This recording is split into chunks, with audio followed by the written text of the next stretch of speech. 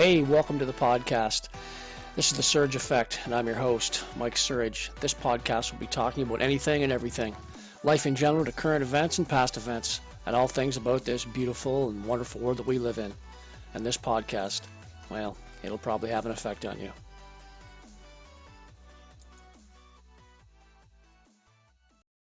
Before we get started on today's podcast, let's talk about two different sponsors that we have. Our first sponsor is Love My Legs Owen Sound Grey Bruce.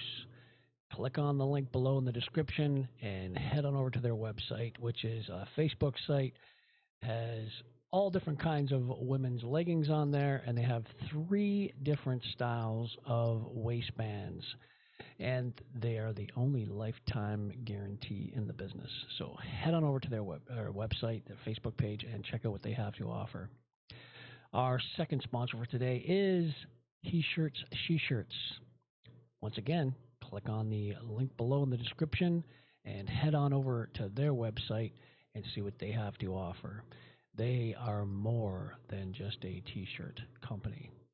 All right, let's get started with today's podcast. Well, hello again, and welcome to another episode of The Surge Effect.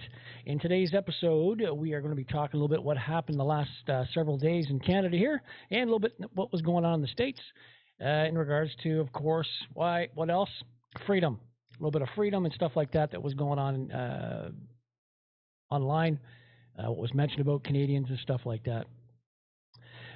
Before I get started, I'm going to mention about couple of monitors that I use here for my setup, here for my podcast.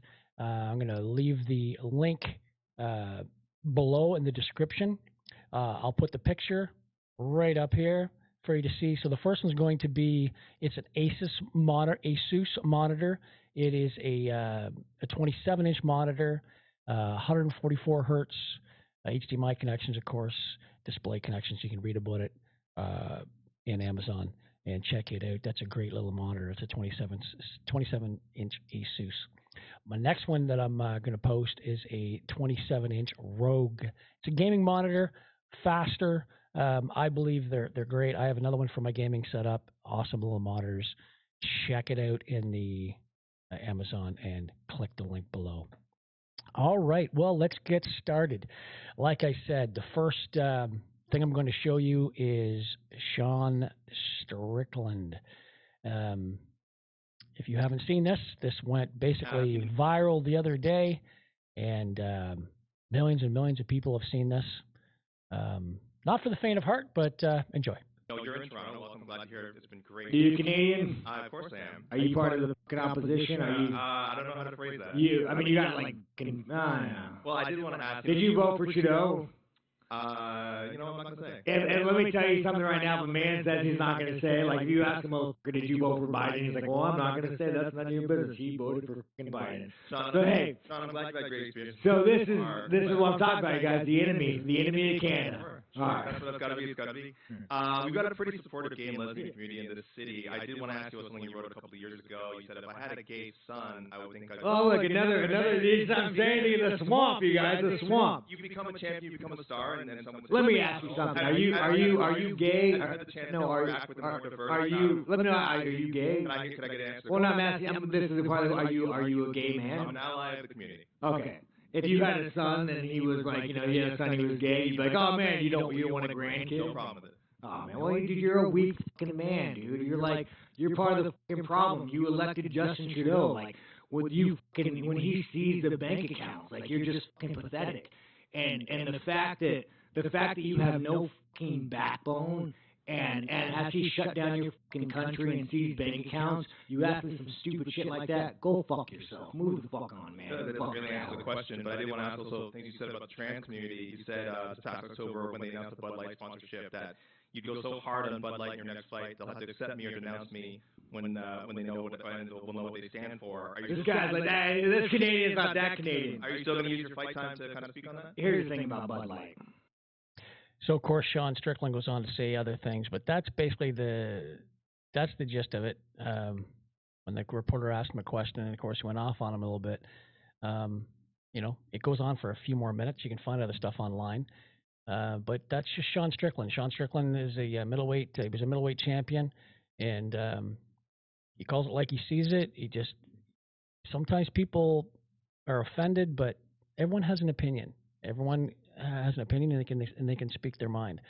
I'm going to show this other clip here, and this is, of course, everyone knows this guy. He's Dana White, and this is what he has to say when a reporter asks him a question about Strickland. You're going to those guys and saying, "Hey, this might be the one time you need to tone it down." This might be the one time you need to what? Tone it down. The trash talk. I don't tell anybody to do anything. I don't try to control any other human beings in any way, shape, or form. They do with this. I say it all the time. We're in the fight business, and you know, if you get your feelings hurt that bad, you probably shouldn't ask the type of questions when you know the answer you're going to get from Strickland. Let's start there. You know what I mean? If you ask him, you know who he is, and if you ask him a certain question, he was baited in that question.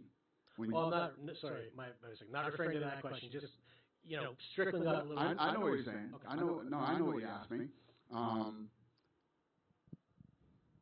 It is what it is. It's the fight business, man. Dana, I just want to go back.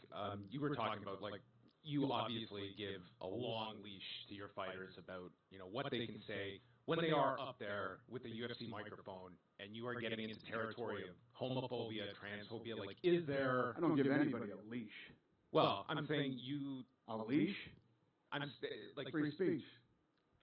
To control what people say. Going to tell people what to believe. Going to tell people.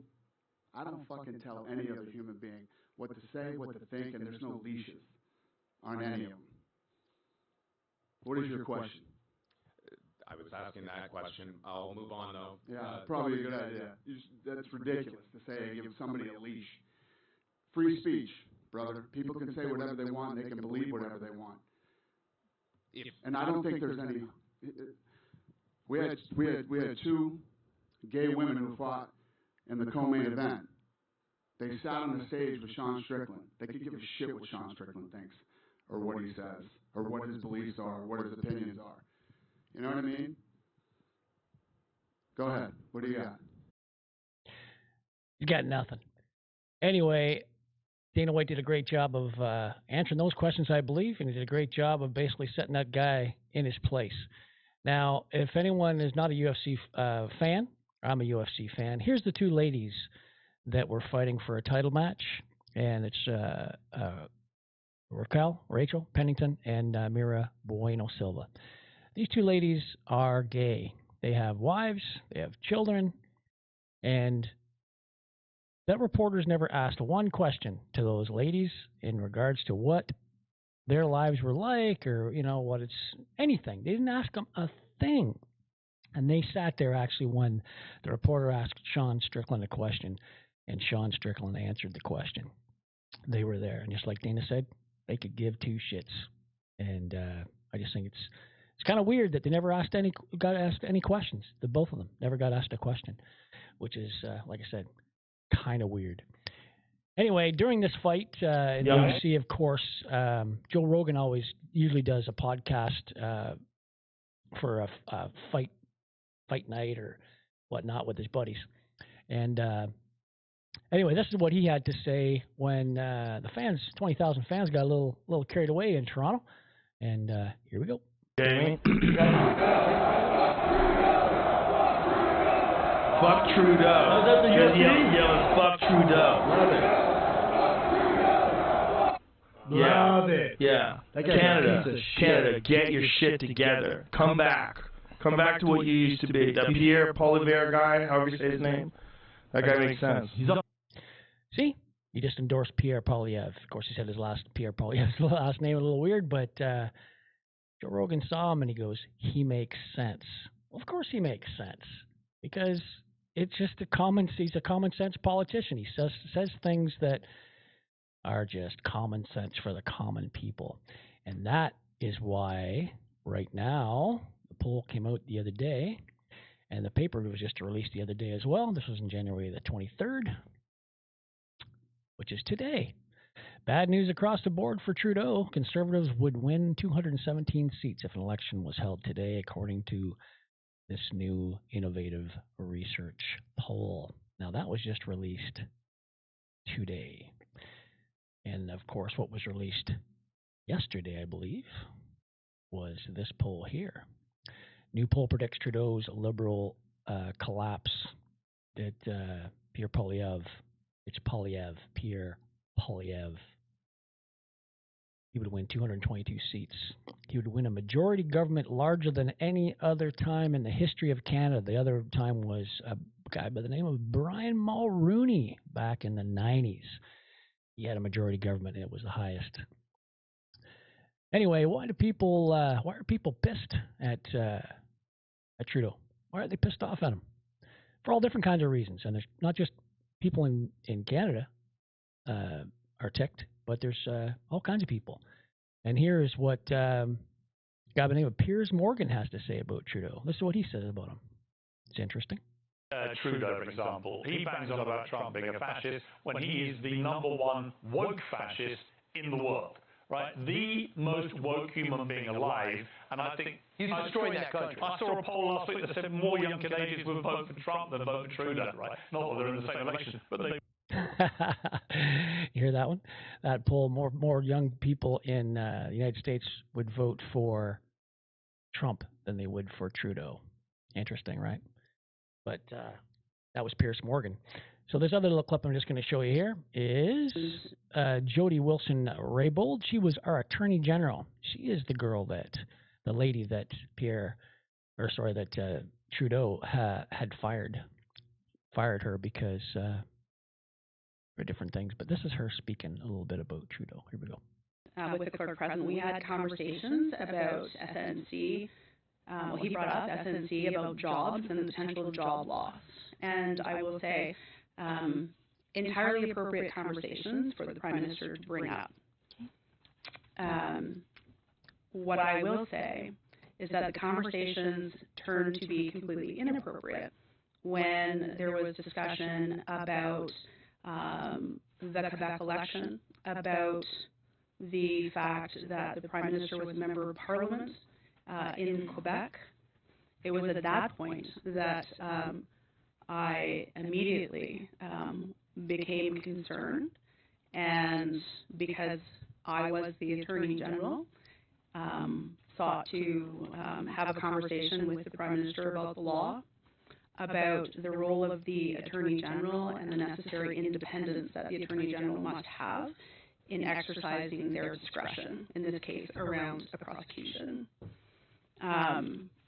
The political concerns that were raised prompted me to ask the question of the Prime Minister directly if he was politically interfering with my role as the Attorney General. So at that point, my senses were heightened. The Prime Minister assured me that that was not the case.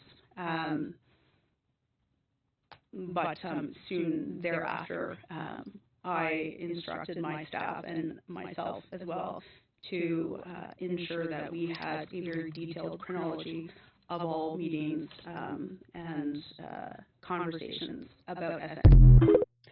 And soon after that, she was fired. She was released from her duties, and she was our Attorney General here in Canada.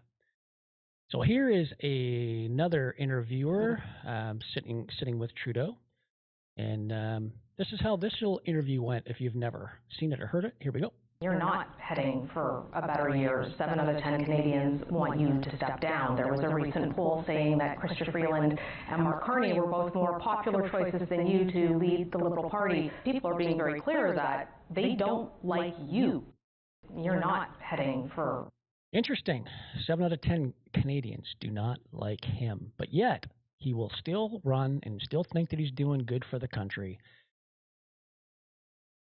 Boggles my mind. Just boggles my mind how these people do that. Anyway, that interviewer there talked about Freeland and Mark Carney. Well, here is a bunch of questions that Pierre Poilievre was asking Mark Carney, and this is what type of person Mark Carney is in regards to Canada and other countries. It's really lengthy, but I'm not going to play the whole thing. I'm just going to play just a short little, hopefully, snippet here, and you'll kind of get the idea of where we're going with this. Now, this is well before Pierre Poilievre became the leader of the opposition. So I watched this even a year and a half or 2 years ago when this came out, and that's why I started liking Pierre, because he's looking out for the best interest, I believe, of Canadians. You can believe it or not, but here we go. Support the Prime Minister's decision to veto the Northern Gateway pipeline, Mr. Carney. I understand the veto of the Northern Gateway pipeline. You support it? Given both environmental and commercial reasons. Do you support it? I think it is sensible. I wasn't involved in the decision, but I think it was the right decision. And yet your company has invested billions of dollars in oil companies in both Brazil and the UAE to buy pipelines. You've bought billions of dollars of pipelines as a company in the last 5 years. Do you support those investments? Mr. Polyev, there is a global energy system, and one of the issues, I'm trying to explain a bit of how the economy works. One of the Thank you so much. Well, it may help. One of the issues for this committee in thinking about a sustainable transition Do you support it? Where is Canada's role in those as energy transitions from fossil fuels to renewables? And in different jurisdictions, into different geography, it matters. It matters, Okay. and this is the fundamental point. Yeah. No, I'm sorry. This is the fundamental. So I'm sorry. You've exceeded the time. Point You've that exceeded it the is time. relevant to this committee's. What you're saying is you oppose pipelines in Canada, but you support them in the UAE and in Brazil. That's what you've actually said. There are specific. That's your double standard.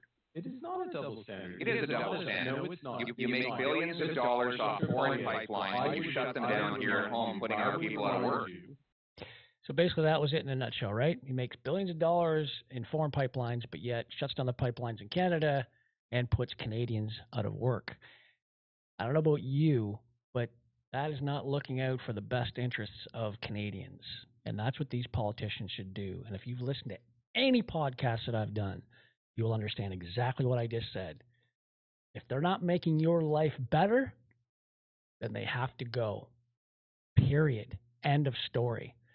Don't get attached to who they are. Don't love that person. Think they're the greatest. It's their policies. It's what they're going to do for you to make your life better. It's really that simple. Anyway, that was Mark Carney. So this next little clip I'm going to show you is of a young lady. She's explaining about globalism and explaining about what's going on in this world. And I found this fascinating when I came across this little clip. And it speaks volumes. I'm going to play for you right now. Here we go. America and Europe are facing incredibly similar problems. And that's because we are under attack by the same sick globalist agenda. As a result of that, my continent finds itself in rough waters, and that is to put it mildly. Europe is being flooded with immigrants from non-Western countries. Our national identities are being destroyed and replaced. Our sovereignty is given up to bureaucrats, unelected bureaucrats, may I add, in Brussels. Our churches are closing their doors, and we are spending billions and billions of euros on a non-existing climate crisis and a war in Ukraine that isn't even ours. In fact, I would go as far as to say that we are paying for our own destruction. Interesting what she had to say there. But, of course, numerous things that she did say. But one of the things that kind of caught my eye when she was talking about it, in my ear, when she was talking about it, was climate change. Now, I've talked about this before. Before, they called it global warming. Now they call it climate change. I'm going to play you a little clip here. And hopefully, just hopefully, you'll maybe understand a little bit what this congressman or senator from Georgia, when he's asking his questions, maybe you'll understand just a little bit of what's going on here. So let's play this reel and go from there. Percentage of carbon dioxide in the atmosphere. Anybody want to answer that? Nobody wants to answer that. Scientifically, it's an easy question. 5 minutes on Google. 78% nitrogen, 21% oxygen. Carbon dioxide is 0.04%. Of that, what percentage comes from man-made? Of that 0.04? Anybody want to answer that? Google will tell you. It's around 11%. So 11% of 0.04% is produced by man-made, but that's what we're focused all of our attention on. That's what's caused global warming. That retention by that 0.04% of the carbon emissions that we are 11% of is what we're debating here. The hundreds of billions of dollars we want to put in to prevent that, and that's going to prevent global warming and cooling, because we're talking about environmental change, which could be either. And over the millennium, I just recently watched say that it's the hottest month in 100,000 years, based on one scientific evidence. What reporting did we have around the world 100,000 years ago? I didn't see that Egyptian hieroglyphic. Did you? No answers. When I ask scientists all the time, no answers on how we are producing this climate change. There he is there, A from Georgia. Anyway, I think he did a fantastic job in regards to hopefully explaining that just a little bit about the percentage, which is next to nothing. But what they do is they pull at your heartstrings and they say, oh, it's for the children. It's for the future of the children. That's how they get you with these little, it's about the future of your children and your grandchildren. Yeah, the science doesn't add up. It just doesn't add up. And another thing that doesn't add up is Stephen Gabold. He is our climate czar here in Canada. And this reporter asked him a couple of questions back in June of this past year in our summer. And I'm going to just let this unfold and we'll go from there. Unprecedented fire season is the new normal. Does that necessitate more aggressive action to deal with it? I spoke with Environment Minister Stephen Guilbeault to ask him just that in the smoke outside on Parliament Hill. Have a listen. Hi, Minister. Good to see you. Good to see you. I appreciate you making the time. My pleasure. I feel like we woke up in Ottawa, in Montreal, in Toronto today with something we are not used to at all. Right? We see it right now, the smoke, and you can actually smell it for people who are watching. You can taste it. What does that say to you? Well, in our nation's capital today, the air quality index is worse than it is in Mexico City, than it is in Jakarta, than it is in many Indian cities like Kolkata. And that is a direct result of the forest fires. And people would say, well, we've always had forest fires. What's new? Well, this year, the area that's being burned is 10 times the normal average. In Alberta, we've almost surpassed 2016, which was one of the worst years in terms of forest fires, where had to be evacuated. It's the worst year in Nova Scotia for forest fires. It's likely the worst year in Quebec, and today is June 6th. We're not in the middle of July, we're not at the end of the month of August, we're at the beginning, we're not even in summer yet. So it is likely going to be a very difficult summer from the point of view of heat, of dryness, and of forest fires in Canada. Based on what you know about the effects of climate change, do you anticipate what we are seeing right now is basically the new normal? Well, unfortunately, we know that because of increased global temperatures and climate change, we will have more episodes like forest fires, like hurricanes we saw.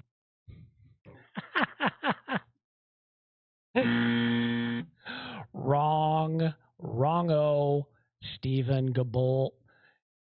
How about this? You want answers? I think I'm entitled. You want answers? I want the truth! You can't handle the truth! Well, how about an Alberta woman faces 32 arson charges after wildfire investigation? There's one.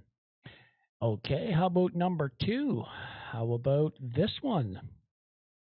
Wildfires, residential arson. This was in May of 2023. Don't forget what just happened in June, right? So there's another arsonist there. Oh, what's this one here? Oh, conditional sentences for Kamloops, BC woman who sets fire. 2022 wildfire season. More fires. So, what's the next one? No, that's the same one I just had. What's the next one? Let's see here. Quebec man pleads guilty to setting 14 forest fires. This was just the other day. This guy did 14 forest fires. That was in Quebec. Here's another one. Glendon woman convicted of 4 counts of mischief, setting 32 fires. 32. That is wild. How about this one here? Woman charged after series of arsons in Fort Saskatchewan. You getting the picture? That's the truth as far as fires go across Canada. All the fires that drifted down into the States as well. There was numerous fires. A lot of people don't realize a lot of those fires were started by arsonists. They started the fires. It's just that simple. That's the way that worked. All right, so I'm going to play you another little clip here because the climate changes brings me down, drives me crazy. So I'm going to play a little clip here about with Trudeau, because when Trudeau was voted into office, when he was elected into office, he's like, sunny ways, my friends, sunny ways. Well, hasn't been such sunny ways, but here we go. The Conservative Party under Pierre Poilievre has made it very, very clear that they want to take Canada backwards. Trudeau likes to say Pierre wants to take us back in time. Let's review that statement. Trudeau was elected in 2015 because people wanted a change from affordability to poverty, a change from immigration to invasion, a change from low taxes to high taxes, a change from unity to division, a change from freedom to censorship, a change from accountability to corruption, a change from solvency to insolvency, a change from leadership to dictatorship, a change from being loved globally to despised, a change from investing in Canada to investing in other countries, a change from harmony to chaos, a change from no protesting to daily protesting, a change from freedom of speech to government-approved speech, a change from hiring on merit to hiring on color and ethnicity, a change from small government to large government, a change from a strong military that protects the citizens to one that is compromised, a change from working healthcare to non-existent healthcare, a change from rich to poor,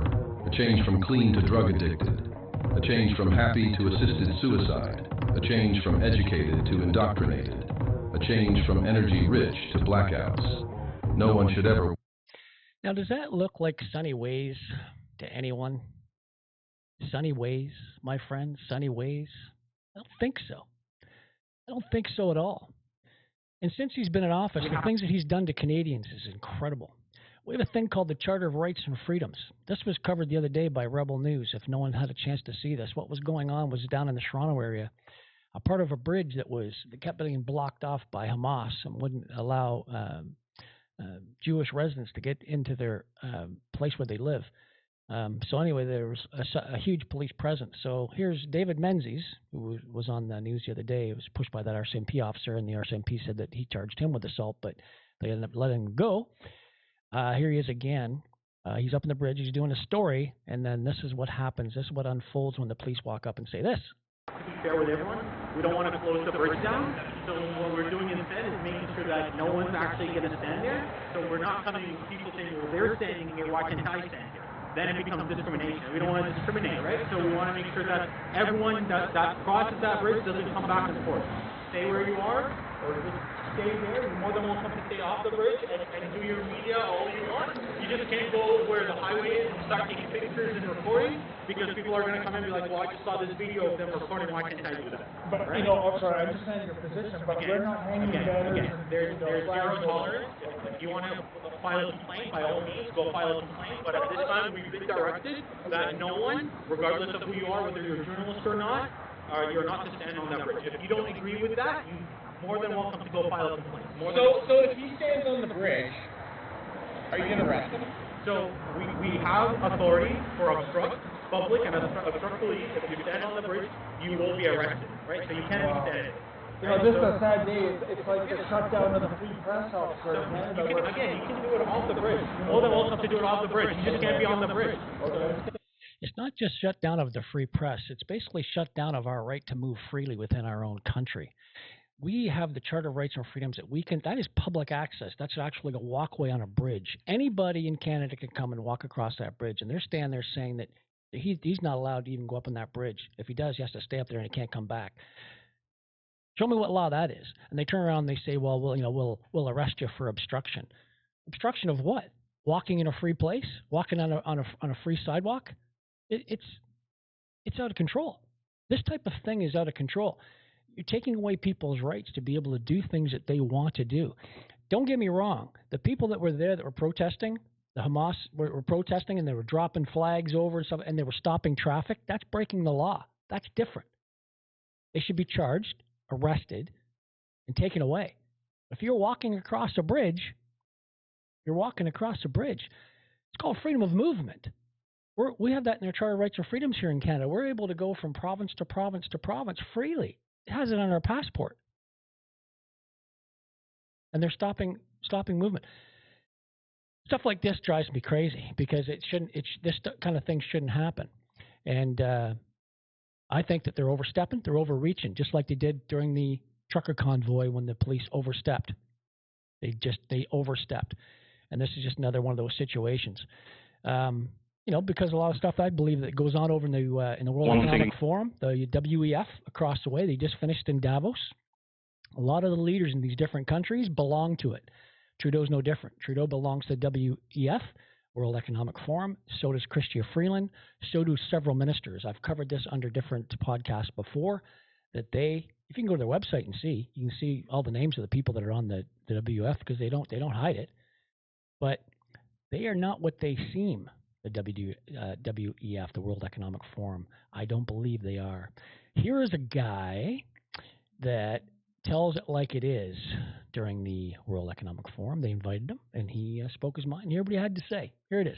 That Davos, you might say, and the people come there stand up for liberal democracy. It's laughable that you would, or anyone would describe Davos as protecting liberal democracy. This guy's a Heritage President, Kevin Roberts. You can go and check this out online and check him out. And he goes scorched earth on these global elites. Check it out.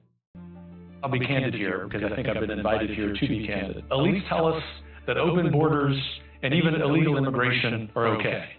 The average person tells us in the United States that both rob them of the American way of life. Elites also tell us that public safety isn't a problem in big American cities. Just travel to New York or Washington or Dallas, Texas. The average person will tell you that the lack of public safety damages not just the American way of life, but their life. Elites tell us that we have this existential crisis with so-called climate change. The solutions, the average person know, cost more human lives, especially in Europe during the time that you need heating, than do the problem and the problems themselves. The fourth, China. The number one adversary, not just to the United States, but to free people on planet Earth. Not only do we at Davos not say that, we give the Chinese Communist Party a platform. And fifth, as we sit here, another supranational organization, the World Health Organization, is discussing foisting gender ideology upon the global South.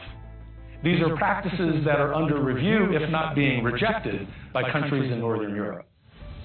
The new president, especially Vice President Trump, will, as you like to say, trust the science. He will understand the basic biological reality of manhood and womanhood. And do you know why? Not because of retribution, not because he's a dictator, but because he has the power of the American people behind him. Let me just correct the slight assertion you made there. We want Ukraine to win. We want to see Ukraine win with a lot more help from European allies.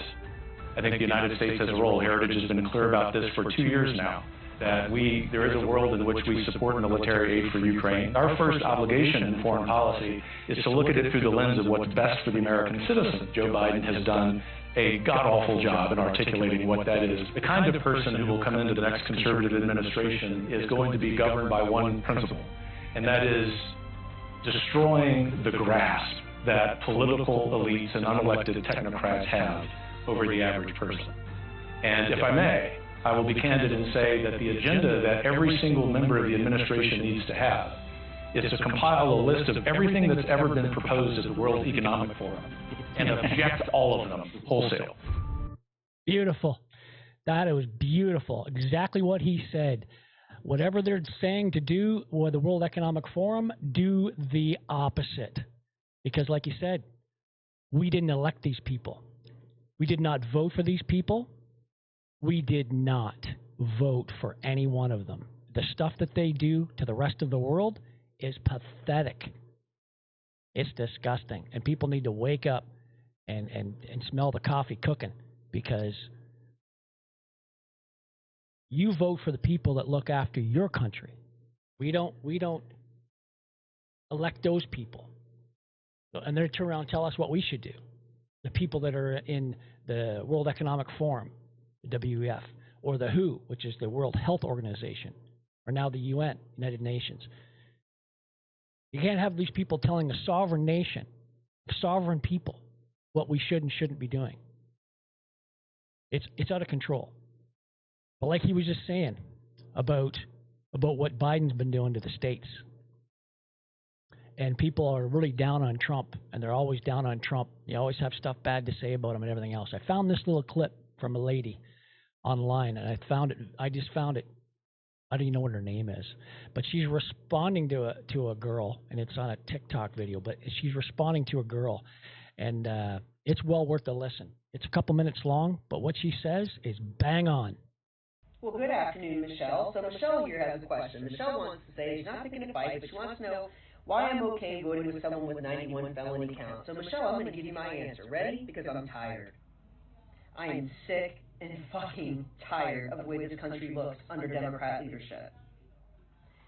These felony counts don't mean shit to me. You know what that means to me? That the Democrat Party just want to get him off the campaign trail. Because if he was really guilty of anything, he'd be sitting in jail right now. And then you have to kind of ask yourself, why now? If Donald Trump's businesses were so corrupt, how come he wasn't indicted prior to him becoming president? Did you ever ask yourself that question? No. Because all those people that are calling him corrupt had their collective hands in his pockets prior to him becoming a politician. They were all buddy-buddy with him until he became president. You see, Donald Trump, out of both candidates, is the only one calling for peace right now. Not Joe Biden. I'm sick and tired of the way this country looks, Michelle, under Democrat leadership. I'm sick and tired of watching the riots in the streets. I'm sick and tired of watching our public monuments being defaced and absolutely just taken down and all our history erased. I am sick and tired of the indoctrination happening to our college kids and to our high school children, and even younger. And you know what I mean by the crazy. I'm tired of all of it. I'm tired of watching over 10 million people be allowed into this country and being dropped into cities to the point where now the cities are having to cut back on programs that minority communities need, all to house people here that aren't even legal citizens. They're getting handed money, they're getting handed education, health care, housing. Do Americans get that? No. I'm sick and tired of watching this country's border be absolutely decimated by the Democrat Party and them not giving two shits about it. I am sick and tired of the politicians and their lip service. I am tired of watching politicians go into offices that usually pays about $150 to $200K a year but come out millionaires. And yet somehow you want me to think the guy that's got businesses all around the world that employs all sorts of people, black, white, red, handicapped, is somehow corrupt. But the guy in office for 50 plus years who hasn't accomplished shit is somehow a millionaire with zero businesses. But you want me to think that the other guy is corrupt, but not this one? Donald Trump, out of both candidates, is the only one who's actually calling for peace. That's right, the only one calling for peace, and the only one that had peace while he was in power. It's kind of crazy when you look at it, you listen to all the stuff that people have to say, and I've always said about the similarities in both Canada and the United States. It's very, very similar. Immigration, what Biden's doing, what Trudeau's doing, they're probably calling each other up on the phone and saying, hey, I'm going to try this year. Anyway, so my last video is, I actually just saw this morning, actually, and I thought this was something else. This is, well, it's self-explanatory, so I'll just go ahead and play it. Thank you for your call. You've reached the media line. For all urgent requests, please send your request by email. Merci pour votre appel. Vous avez bien la ligne médiatique. Merci beaucoup. Yes, hi. I couldn't understand the French part, but it's Tucker Carlson calling from the United States, and I'd be grateful if you pass a message on to the Prime Minister Justin Trudeau. We are coming to liberate Canada. We are coming to liberate Canada, and we'll be there soon. Merci. That was just this morning from Tucker. Anyway, I thought that was kind of cute, so that's why I wanted to throw it on there. Anyway, you kind of get the idea in regards to what's going on here in Canada a little bit, of course, and what's going on in the States. Just pick the right people for the job to look after us. That's all you got to do is look after the right people, and it'll all work out, hopefully, right? And they'll have your best interest at heart, right? That's all you got to do. Anyway, listen, thank you very much for listening to my podcast today. Much appreciated. For all you people that have subscribed and liked and shared any of my videos, much appreciated. If you haven't liked, or subscribed my videos, please just ring the little bell and you will be notified every time I post a new video online. All my podcasts are also on Rumble, and please leave any comments or anything like that down below of anything that I've said, or anything you may like, maybe dislike. Like I said, we all have different opinions, and doesn't mean we have to hate each other over it. We're just expressing our views, expressing the way we feel about certain things, and that's the way it should be done in all democracies and a free world that can speak freely without hate. Of course, you don't want to hate on people. That's never nice, right? Try to be fairly kind, right? Try to be kind to people. Anyway, I can also be found on, of course, all the podcasts. Spotify, you can find me on Spotify. Any Apple, Android. You can also find me Rumble. Did I say Rumble? Yeah. I'm always on Rumble as well as YouTube, of course.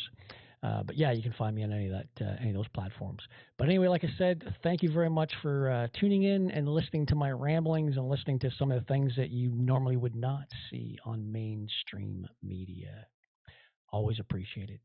So until next time, everyone, thanks again for checking out the Surge Effect, and have yourself a great day, and we will see you in the next podcast. Cheers. This episode sponsored by He Shirts, She Shirts. Go to www.heshirtsseshirts.ca. Just type in the letters TSA, The Surge Effect. When you check out, type in TSA for your coupon and receive 10% off your next purchase. Thanks for listening to today's podcast, everybody.